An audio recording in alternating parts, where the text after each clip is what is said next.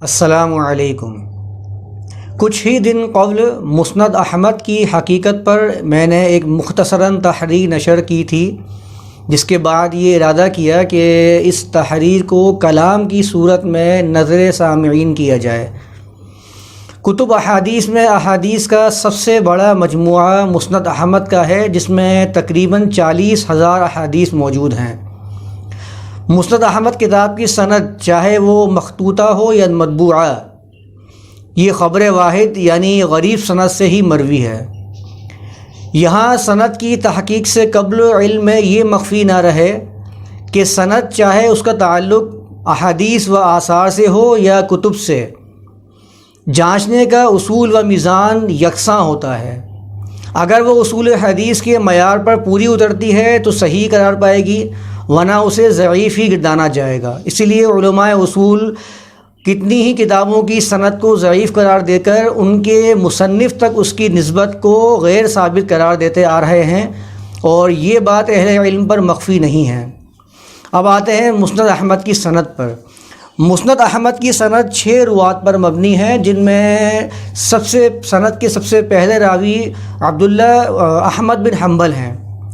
احمد بن حنبل بالاتفاق ثقہ اور حافظ امام تھے، لیکن ان کے بارے میں علامہ ذہبی نے فرمایا کہ امام احمد تصنیف کی طرف کوئی توجہ نہیں دیتے تھے، اور یہ جو کتاب مسند کے نام سے ہے، اسے احمد بن حنبل نے نہ تو تصنیف کیا، نہ اسے ترتیب دیا، اور نہ ہی اس کی تہذیب یعنی چھان پٹک کی، بلکہ وہ تو اپنے بچوں کو اس کے نسخے اور اجزاء روایت کر دیتے اور حکم دیتے کہ اسے فلاں صحابہ کی مسند میں لکھ دینا اور اسے فلاں صحابہ کی مسند میں لکھ دینا۔ علامہ ذہبی کا یہ قول ان کی کتاب سیرہ اعلام النبلاء میں موجود ہے، جس کی جلد نمبر ہے 13 اور صفحہ نمبر ہے 522۔ کتاب کی سند کے دوسرے راوی عبداللہ بن احمد بن حنبل ہیں، جو احمد بن حنبل کے بیٹے ہیں۔ ان کے بارے میں علامہ ذہبی نے کہا کہ وہ سچے اور دیندار تو تھے، لیکن انہوں نے اپنے باپ سے جو مسند نقل کی ہے، اس میں ان کی اپنی زیادات یعنی خود کی بیان کردہ روایات کثیر ہیں۔ انہوں نے بھی مسند کو نہ تو ترتیب دیا اور نہ ہی اس میں کوئی آسانی کی۔ علامہ ذہبی کا ایک اور سیرہ اعلام النبلاء جلد نمبر 13 اور صفحہ نمبر 524 میں ہے۔ اب آتے ہیں سند کے تیسرے راوی کی جانب۔ سند کا تیسرا راوی ابو بکر احمد بن جعفر بن حمدان قطیعی ہے۔ اس کے بارے میں محمد بن ابی الفوارس نے کہا، ابو بکر بن مالک صاحب سنہ، یعنی اس کے پاس احادیث موجود تھیں، مستور یعنی مجہول ہے، اور روایت حدیث میں اس کی کوئی حیثیت نہیں ہے۔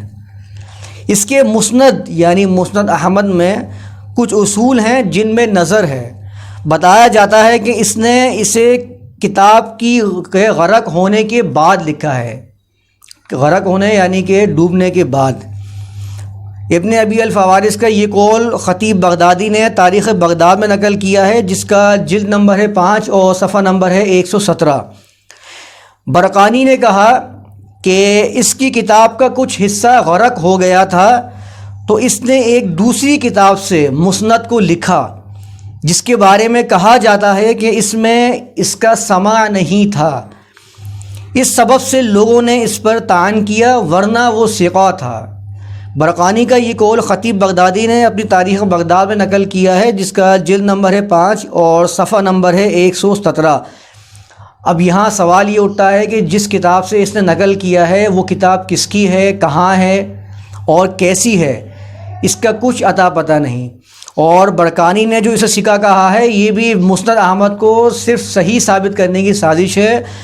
اس کی حمایت کرنے کے باوجود انہوں نے اس کے بارے میں سچائی کو واضح کیا، اور اسی کو اس کے بعد کہا کہ میں بھی ابن مالک قطیعی کے حال کے بارے میں متنفر تھا۔ پھر مجھے معلوم ہوا کہ یہ سچا ہے، جس کے مسند کے سماع میں کوئی شک نہیں، لیکن اس مسند کے سماع میں اس کی کچھ بے وقوفیاں اور کمزوریاں ہیں۔ اس قول کو بھی خطیب بغدادی نے اسی قول کے بعد نقل کیا ہے، جس کا جلد نمبر 5 اور صفحہ نمبر ہے 117۔ علامہ ذہبی نے کہا کہ قطعی نہ تو حدیث کا اہل تھا اور نہ ہی قابل اعتماد تھا اور نہ ہی ماہر تھا۔ اس نے جیسے مسند کو لیا آگے بیان کر دیا، اور یہ بھی تب ہے جبکہ وہ مسند سند اور متن کے بعض اوہام اور غلطیوں سے محفوظ رہی ہو۔ علامہ ذہبی کا یہ قول سیرہ اعلام النبلاء جلد نمبر 13 اور صفحہ نمبر 524 میں ہے، اور اسی طرح میزان کے اندر بھی انہوں نے جلد نمبر 1 اور 512 میں اس کو ضعیف قرار دیا۔ یہاں کچھ فائدہ میں نقل کر دوں کہ میزان الاعتدال میں قطعی کے نام سے قبل صاد اور حا کی علامت لگی ہوئی ہے، جسے دیکھ کر کچھ لوگ یہ باور کراتے ہیں کہ علامہ ذہبی جس کے نام سے قبل صاد اور حا لگا دیں تو وہ ان کے نزدیک ثقہ ہوتا ہے، لیکن یہ قول غلط ہے، کیونکہ علامہ ذہبی کا ایسا کوئی قول، ایسا کوئی اصول کسی بھی کتاب میں موجود نہیں ہے، بلکہ اس کے خلاف کتنے ہی راوی ایسے ہیں جن کے نام سے قبل صاد اور حا کی علامت ہے، لیکن انہیں علامہ ذہبی نے ضعیف حتیٰ کہ متہم قرار دیا۔ دو مثالیں آپ کے سامنے پیش کر دیتا ہوں۔ عبد الملک بن صباح، اس کے نام سے قبل بھی صاد اور حا لگا ہوا ہے، لیکن علامہ ذہبی نے اسے خود متہم اور حدیث کا چور قرار دیا۔ امیہ بن حکم بن حجل، اس کے نام کے ساتھ بھی یہی علامت موجود ہے، لیکن ذہبی اسے خود مجہول قرار دیتے ہیں، لہٰذا علامہ ذہبی کی طرف اس قول کا انتساب بھی غلط ہے اور غیر ثابت ہے۔ واپس آتے ہیں قطعی کے حالات کی طرف۔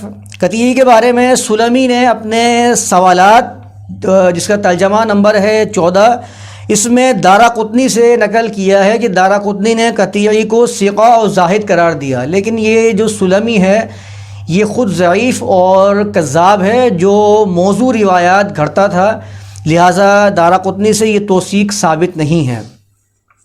ابن لبان فرزی، اس نے کہا کہ ابن مالک کے پاس مت جاؤ کیونکہ اس کے دماغ میں خلل ہو گیا تھا، یعنی اس کا دماغ کا حافظہ خراب ہو گیا تھا، یعنی یہ مختلط تھا۔ اور اس اختلاط کا جواب دیتے ہوئے ابن حجر نے کہا کہ ابو علی ابن مذہب کا اس سے مسند احمد کا جو سماع ہے وہ اختلاط سے قبل ہے، اور کہتے ہیں کہ یہ بات ہمارے شیخ ابو الفضل ابن حسین نے بتائی ہے۔ ابن حجر کا یہ قول ان کی کتاب لسان المیزان میں درج ہے، جس کا جلد نمبر ہے 1 اور صفحہ نمبر ہے 145۔ اب ابن حجر کو ان کے استاد نے اگر کوئی بات بتائی ہے تو اس کا مطلب یہ نہیں ہے کہ اس کا ماننا سب کے اوپر فرض ہو گیا۔ سوال یہاں پر یہ بھی اٹھتا ہے کہ ابن حجر کے استاد کو یہ بات کس نے بتائی کہ اس کا سماع اختلاط سے قبل تھا؟ یہ قول کوئی حیثیت نہیں رکھتا، اس کے باوجود کچھ لوگ اس کو اٹھائے سے گھومتے ہیں گویا کہ یہ ان کے لیے دلیل بن گیا ہو۔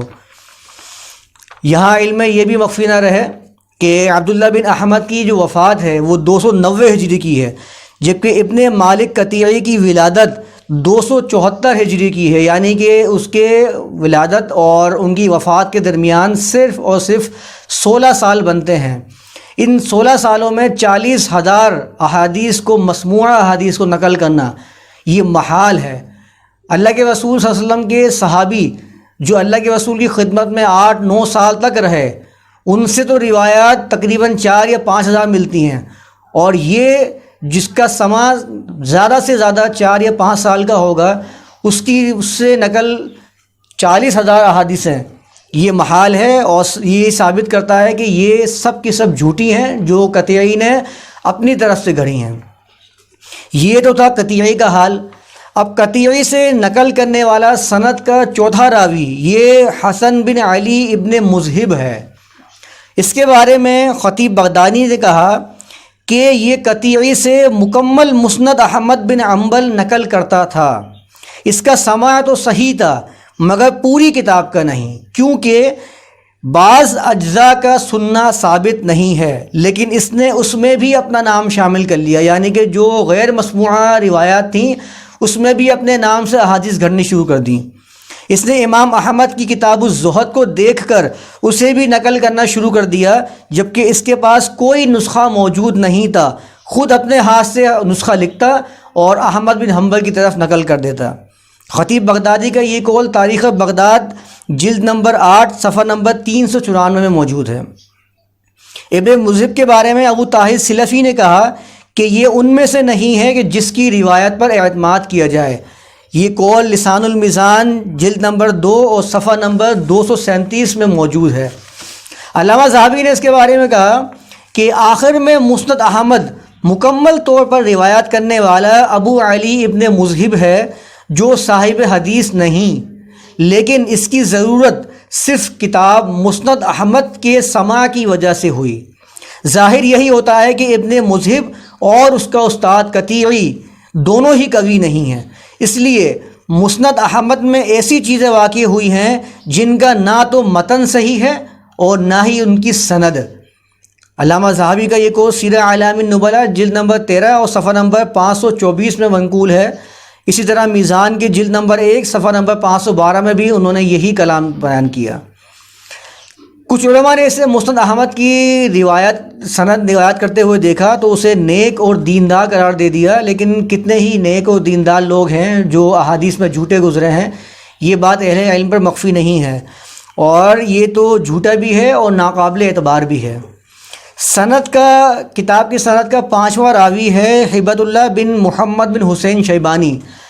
اسے سمعانی نے ثقہ قرار دیا ہے اور ابن جوزی نے بھی اسے ثقہ قرار دیا ہے، لہٰذا یہ ثقہ و قابل اعتماد ہے۔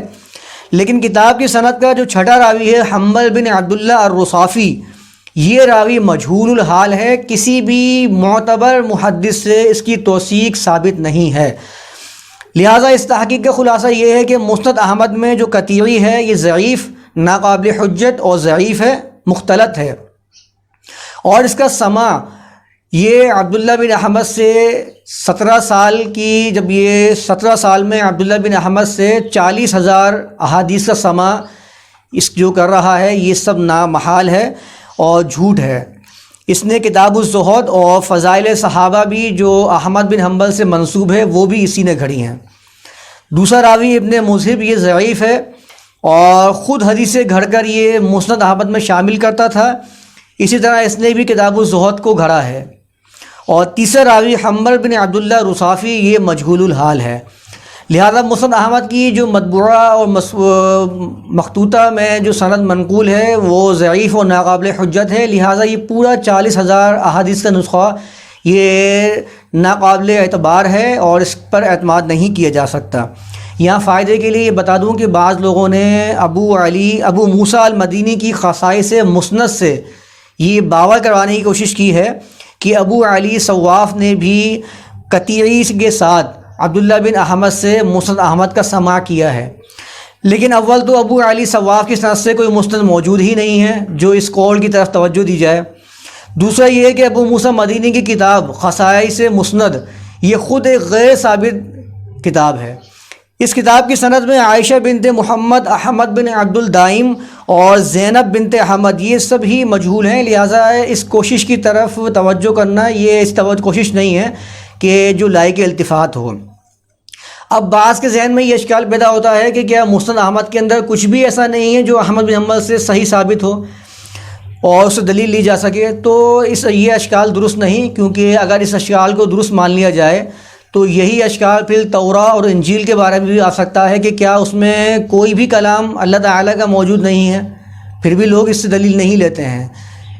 جھوٹے اور ضعیف راوی کے بارے میں بھی یہی اشکال وارد ہو سکتا ہے کہ کیا اس کے روایات میں کوئی روایت بھی اللہ کے رسول کی نہیں ہے، لہذا یہ اشکال درست نہیں ہے، کیونکہ نہ تو ہم توراہ سے مکمل دلیل لیتے ہیں اور نہ ہی جھوٹے اور ضعیف راویوں کی روایات سے دلیل لی جاتی ہے، لہٰذا یہ اشکال غلط ہے اور دین کی بنیاد مشکوک روایات و خیالات پر نہیں ہے، بلکہ دین کی بنیاد مضبوط اور قوی دلائل پر قائم ہے۔ وما علینا الا البلاغ۔